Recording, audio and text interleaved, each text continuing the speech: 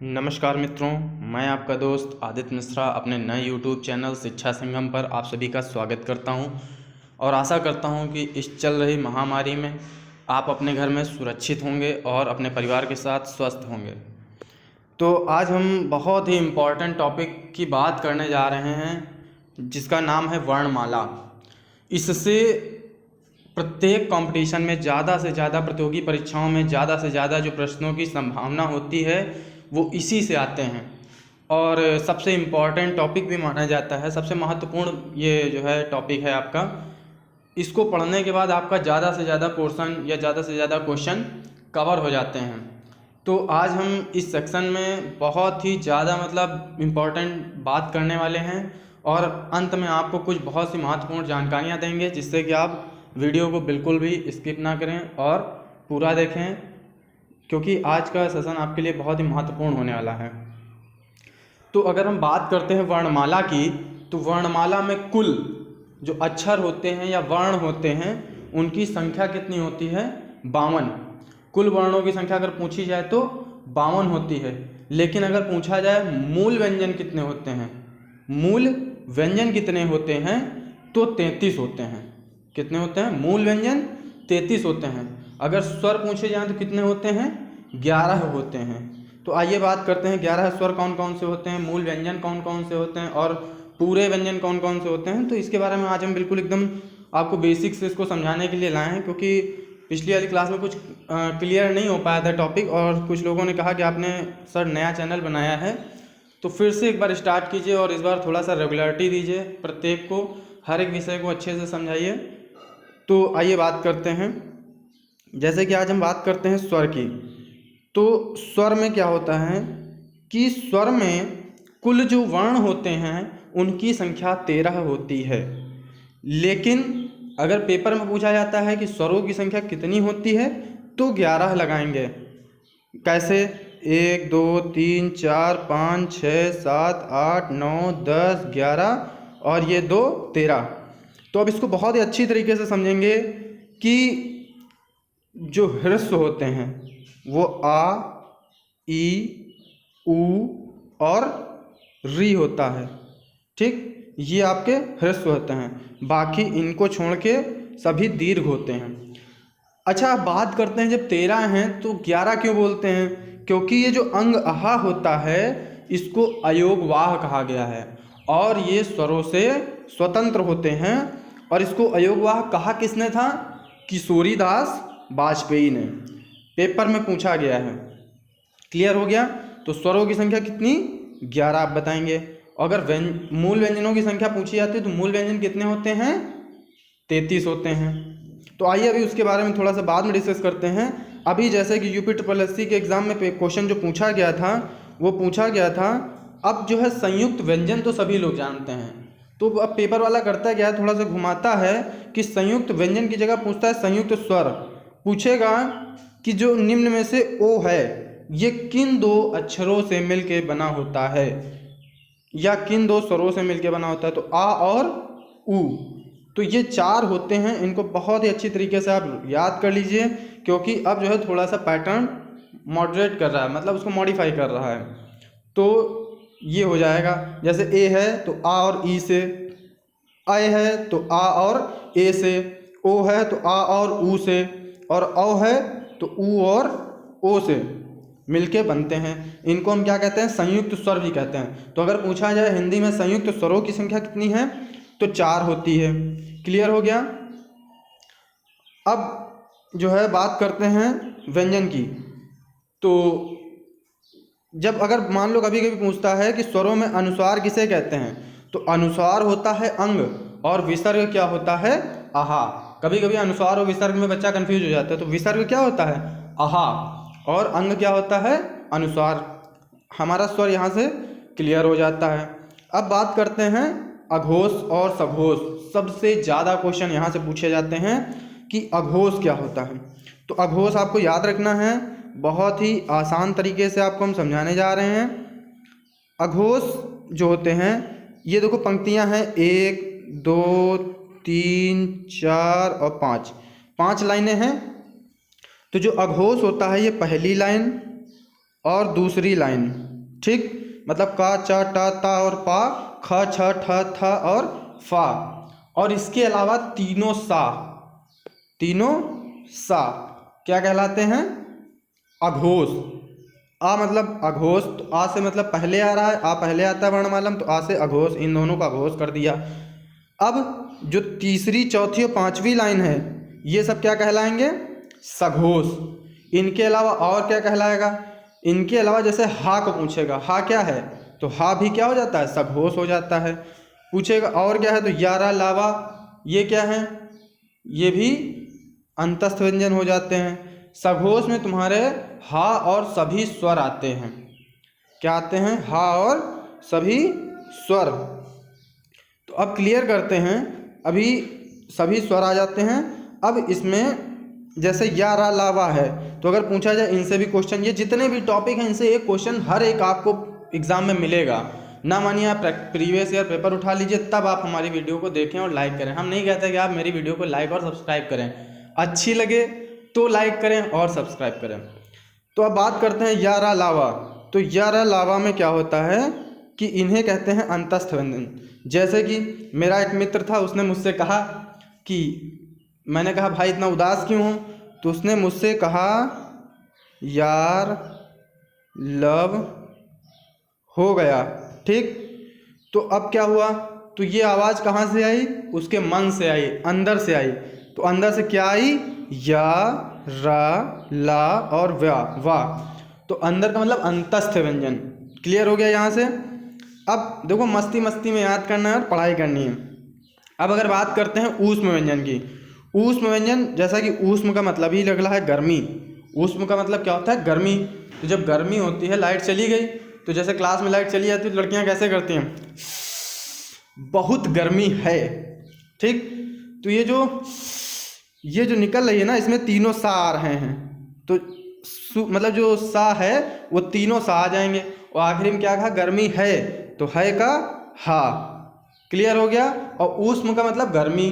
तो ऊष्म व्यंजन कौन कौन से होते हैं? तीनों सा और हा। अब बात करते हैं संयुक्त व्यंजन की। तो संयुक्त व्यंजन कौन कौन से होते हैं? छ, त्र, ज्ञ और स्रा। तो जो छा होता है, चलिए इसको अभी हम आगे बताएंगे कौन किससे मिलके बना होता है। तो इतना सभी को क्लियर हो गया होगा। अब देखिए स्पर्श व्यंजन, ये जो होते हैं, अगर पूछे जाए स्पर्श व्यंजनों की संख्या कितनी होती है, तो 25 ये हो गए। अब 25 ये, तो अब इधर बात करते हैं 25, उसके बाद ये 26, 27, 28, 29, 30, 31, 32, 33। तो मूल व्यंजनों की संख्या कितनी हो जाती है? 33। जबकि पर अब जब उसमें बात करते हैं तो उसमें ढ और ढ ये दोनों भी बढ़ जाते हैं, जिनको क्या कहते हैं? उच्छित या द्विगुण व्यंजन। इसमें दो गुण प्रस्तुत होते हैं। एक तो यहाँ पे डा और ढा का काम करता है, फिर यहाँ पे आ जाता है तो ड़ और ढ का काम करता है। क्लियर हो गया? अब बात करते हैं संयुक्त व्यंजन की।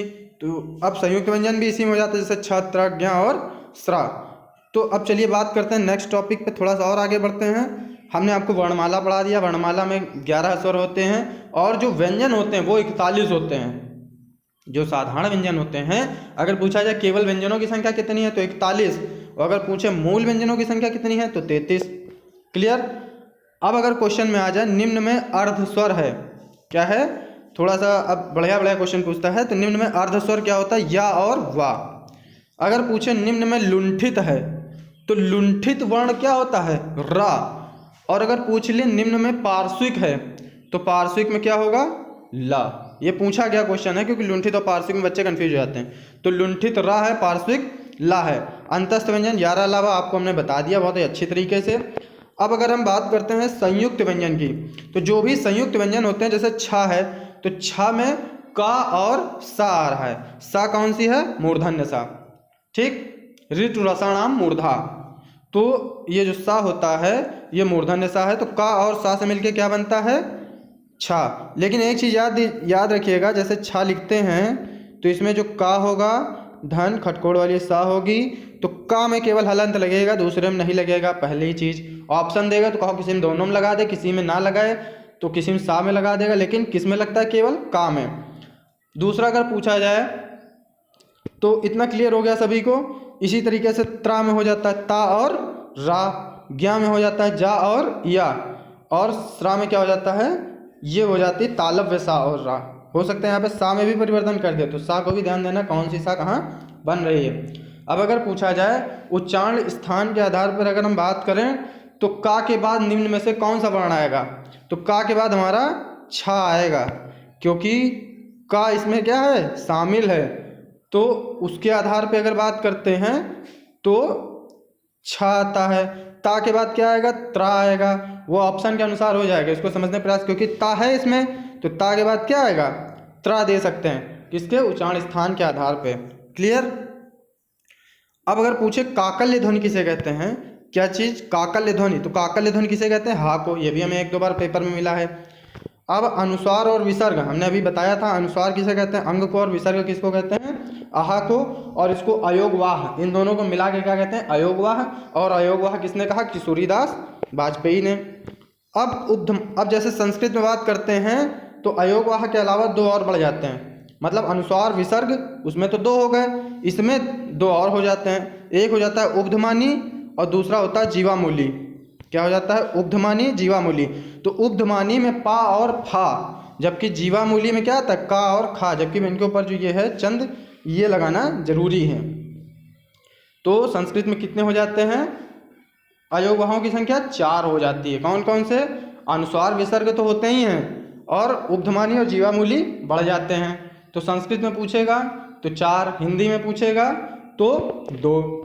अब द्विगुण व्यंजन हमने बताया था। उत्क्षिप्त का मतलब क्या होता है, उत्क्षिप्त का मतलब होता है, उत मतलब होता है उठना और क्षिप्त मतलब होता है गिरना, है ना। तो इसके जो 2 गुण हैं, उठना और गिरने का गुण, जब इसको बोलो तो उच्चारण में जो है इसके 2 गुण प्रतीत होते हैं, तो इसके कारण इसको क्या कहते हैं, द्विगुण व्यंजन।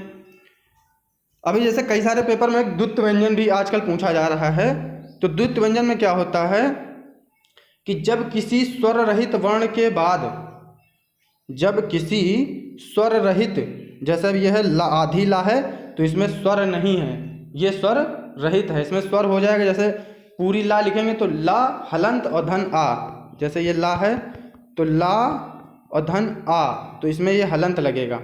तो अब ये क्या है कि जैसे दिल्ली है तो ये आधी ला हो जाएगी, अब ये इधर पूरी ला है। तो अब इसको समझने का प्रयास कीजिएगा, जब किसी स्वर रहित वर्ण के बाद, तो ये हो जाएगा स्वर रहित वर्ण के बाद, स्वर रहित वर्ण के बाद दूसरा जो है स्वर सहित वर्ण आता है। तो इसको याद रखना कि दूसरा नहीं आता है, जैसे अगर ला है तो ला ही आएगा, जो यहाँ पे स्वर रहित होगा उसी का पूरा वर्ण आना चाहिए स्वर सहित। ऐसा ही एक बग्घा करके कुछ पूछा गया था पेपर में, तो उसमें ऐसा ही था, सच्चा, बच्चा, कच्चा, और एक दे दिया था बग्घा, तो उसमें घा था बाद में और बीच में आधी गा थी, तो ये नहीं होगा। क्यों, क्योंकि जो दोनों वर्ण वाले समान होने चाहिए। क्लियर हो गया। अब बात करते हैं अघोष की। तो अघोष हमने बता ही दिया कौन कौन से होते हैं, पहला, दूसरा और तीनों सा। अघोष का मतलब क्या होता है, जहाँ पे स्वर तंत्रियों में कंपन ना उत्पन्न हो, मतलब जैसे हम बोलते हैं तो हमारे कंठ से जो तरंगे या ध्वनि तरंगे उत्पन्न होती हैं, तंत्रियों में कंपन होता है, तो वो अगर ना उत्पन्न हो तो अघोष, और अगर स्वर तंत्रियों में कंपन उत्पन्न हो जाए तो सघोष। क्लियर हो गया। अब सघोष होते कौन कौन से हैं, तो 3, 4, 5 और हा, या, रा, ला और वा। तो यारा लावा भी था, सभी स्वर भी थे, हा था, मतलब सभी जितने भी आ जाएंगे, उसके बाद जो बच्चे कुचे क्या हो जाएंगे, सारे स्वर हो जाए, मतलब सघोष हो जाते हैं। सघोष को ही क्या कहते हैं, घोष भी कहते हैं। तो अगर पेपर में सघोष ना लिखा हो, घोष लिखा हो, तो घोष को अघोष ना समझ लेना, सघोष कहते हैं। क्लियर। अब अल्प प्राण महाप्राण भी हमने आपको ऊपर एकदम अच्छे से क्लियर कर दिया। अल्प प्राण क्या होते हैं, 1, 3, 5। महाप्राण क्या होते हैं, 2 और 4। अभी हमने ये अच्छा नहीं बताया था, तो आइए देख लेते हैं इसको कि अल्प प्राण और महाप्राण क्या होते हैं। अब जैसे कि हम बात करते हैं अल्प प्राण और महाप्राण की, तो बहुत अच्छी तरीके से समझिएगा कि जो पहला होगा अल्प प्राण, क्रम से चलो, फिर दूसरा महाप्राण, फिर अल्प प्राण, फिर महाप्राण, फिर अल्प प्राण। तो क्या हो जाएगा, पहला, तीसरा और 5वां, 1, 3, 5 क्या हो जाएगा, अल्प प्राण, जबकि 2 और 4 क्या हो जाएगा, महाप्राण। बस इतना ही है इसमें। तो इतना सभी को क्लियर हो गया होगा। अब बात करते हैं अघोष सघोष हो गया, अल्पप्राण महाप्राण हो गया।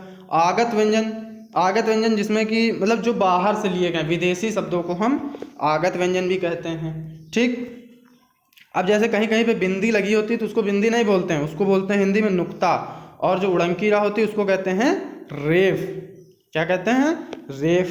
तो इन शब्दों का थोड़ा सा मूल ज्ञान होना चाहिए। जैसे मान लो चिन्ह दे दो, पूछ ले ये क्या है, तो रेफ है। ठीक, हमने स्वर भी बता दिए। अब स्वर में अगर कहें तो मूल स्वर कौन कौन से होते हैं? आ इ ई उ और री। जबकि संयुक्त स्वर कौन कौन से होते हैं?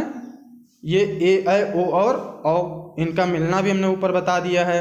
आ और ई से ए मिलता है, आ और ए से ऐ बनता है, आ और ऊ से ओ बनता है। जबकि आ और ओ से, मतलब आ तो सब में है, अब इसमें जब बाद वाले मिलेंगे तो आ के साथ में पहला वाला ये अक्षर ले लेंगे, तो आ और ओ के साथ में क्या बन जाएगा? औ। अगर यही क्वेश्चन आ जाए जैसे संस्कृत में, सीटेट की बात करते हैं या टेट में जो संस्कृत लेते हैं, संस्कृत में अगर पूछ ले स्वरों की संख्या कितनी होती है, तो 13 होती है। 13 होती है, उसमें जो होता है एक री बढ़ जाता है और एक बड़ी री बढ़ जाता है। कौन सा बढ़ जाता है? ये बड़ी री।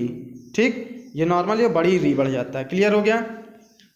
ह्रस्व में क्या होते हैं? आ ई उ और री। ठीक, संस्कृत में ये दो बढ़ जाते हैं। कौन कौन से? ये वाला ली और बड़ी री। तो इसको, ये ली जो होता है संस्कृत में, ये क्या होता है? अगर पूछ ले ली क्या है, तो ये क्या है? ह्रस्व है। क्या है? ह्रस्व। क्लियर? अब वर्णों का व्यवस्थित क्रम क्या होता है समझिएगा। जैसे कोई वर्ण है, ठीक, वर्ण से मिलकर क्या होता है? शब्द बनते हैं। वर्णों का सुव्यवस्थित एवं क्रमबद्ध रूप जिसका एक सार्थक अर्थ हो तो क्या कहलाता है? शब्द।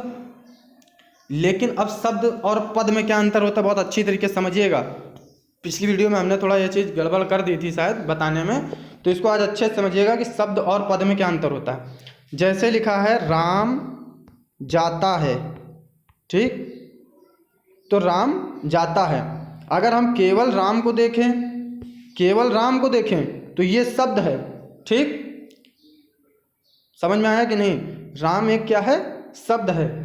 अगर केवल एक एक शब्द को देखें, अलग अलग कर दें तो शब्द है। लेकिन अगर हम इसको वाक्य में कर रख दें, अब ये जैसे हमारे शब्दों को मिला के वाक्य बन गया, शब्दों को मिला के हम क्या बनाते हैं? शब्दों से वाक्य बनता है।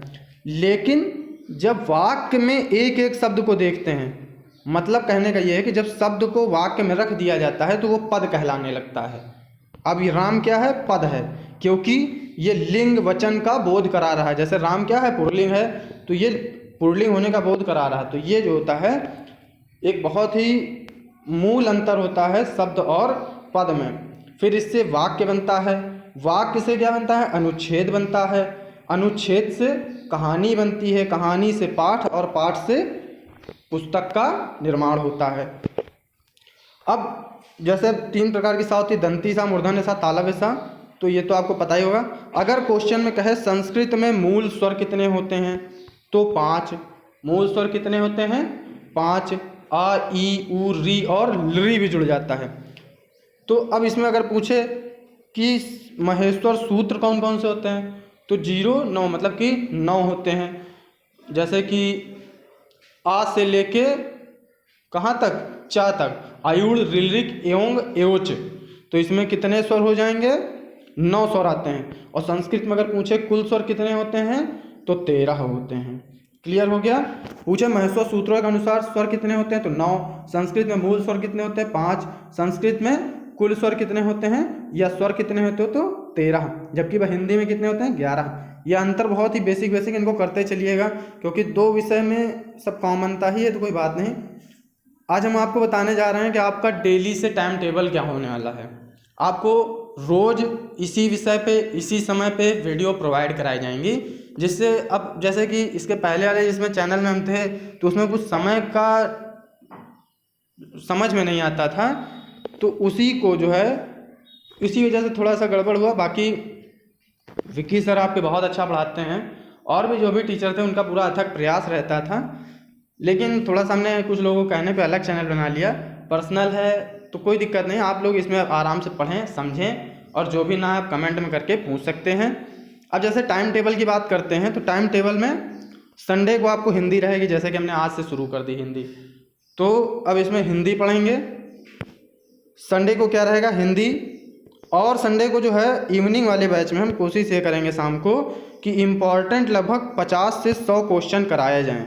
जैसे हमने ये टॉपिक पढ़ा दिए तो हैंड रिटन सारे क्वेश्चन होंगे, हाथ से लिखे हुए जो प्रीवियस ईयर में क्वेश्चन आए हुए, पूछे गए क्वेश्चन, ये संडे सिस्टम हम रखेंगे। तो इसमें लगभग 50, 100, 150, 125 जितने क्वेश्चन 30-35 मिनट में हो सकते हैं पूरे कराने की कोशिश की जाएगी टॉपिक वाइज। जितने हम पढ़ा देंगे उसी से क्वेश्चन जो उठे हैं, पूछे गए हैं, उनको पढ़ाया जाएगा।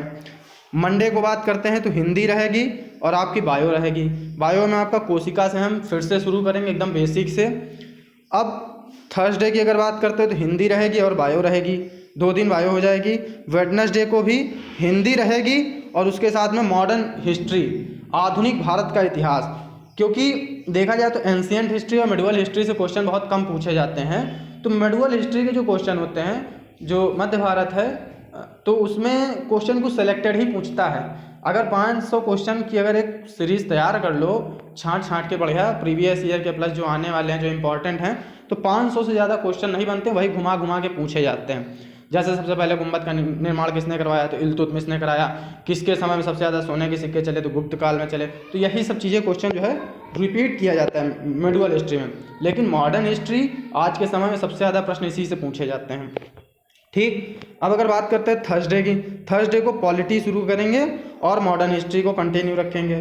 फ्राइडे को क्या करेंगे, पॉलिटी रखेंगे और उसके बाद जियोग्राफी में सबसे पहले हम वर्ल्ड जियोग्राफी स्टार्ट करेंगे। वर्ल्ड जियोग्राफी में कहाँ क्या है, देशांतर, अक्षांश, उसके बाद ये सब चीज़ें चालू करेंगे। अब सैटरडे को क्या है, सैटरडे को भी जियोग्राफी रहेगी और उसके लास्ट में शाम को जो डालेंगे टॉपिक वो रीजनिंग का डालेंगे। रीजनिंग हालांकि सबसे इजी सब्जेक्ट होता है, इसमें कोई नहीं, सबको लगभग सारे क्वेश्चन आ जाते हैं। तो इसमें जैसे कुछ टॉपिक वाले, जैसे कि टाइम एंड वर्क, मतलब उसमें बात करते हैं, जैसे रीजनिंग में कई सारे ऐसे टॉपिक हैं जैसे क्लॉक हो गया, कैलेंडर हो गया। तो इन टॉपिक को पढ़ाने की कोशिश करें जिनका कॉन्सेप्ट होता है। बाकी जो मिसिंग नंबर है वो तो एक बार में आया तो आया, नहीं आया तो नहीं आया, बाद में आया तो फिर उससे कोई फ़ायदा नहीं। ठीक, तो कॉन्सेप्ट बेस जितने भी उनको पढ़ाने की कोशिश करेंगे। तो आज के लिए इतना ही मित्रों, बहुत बहुत धन्यवाद। अगर आपको मेरी ये वीडियो अच्छी लगी हो तो लाइक करें, शेयर करें, कमेंट करें और सब्सक्राइब करें, और इसे ज़्यादा से ज़्यादा शेयर करें, जिससे कि आपको हम मोटिवेट होते रहें और आपको पूरी तरीके से पढ़ाते रहें। और इसी टाइम टेबल के अकॉर्डिंग अब सारी क्लासेस चलेंगी डेली से। तो आज से पुनः आपको इसी चैनल पे सारी वीडियोस मिलती रहेंगी, क्योंकि हिंदी जो है ये सभी, जैसे कि टेट हो गया, सीटेट हो गया, लेखपाल हो गया, यूपीएसआई हो गया, अभी वन रक्षक आने वाली, इसमें हिंदी पूछी जानी है। जीएस एक बहुत ही मुख्य पार्ट है, तो जीएस में हम सिर्फ वही इंपॉर्टेंट पढ़ाएंगे जो बहुत बार पूछा गया है, बार बार पूछा गया है, क्योंकि हमें सा से सफल बनना है, ज्ञा से ज्ञानी नहीं बनना है। पूरी किताब तो सामने रखी होती है, कोई भी पढ़ ले। अब आदमी उठाता है क्या, 150 पन्ने की PDF उठा के भेज देता है, उससे कोई फ़ायदा थोड़ी है। कौन पढ़ता है, जो भेजता है शायद वो स्वयं नहीं पढ़ता है उस PDF को। तो PDF वही लें जो बहुत इंपॉर्टेंट हैं, जिनसे प्रश्नोत्तरी मिल सके, बस, इससे ज़्यादा कुछ नहीं।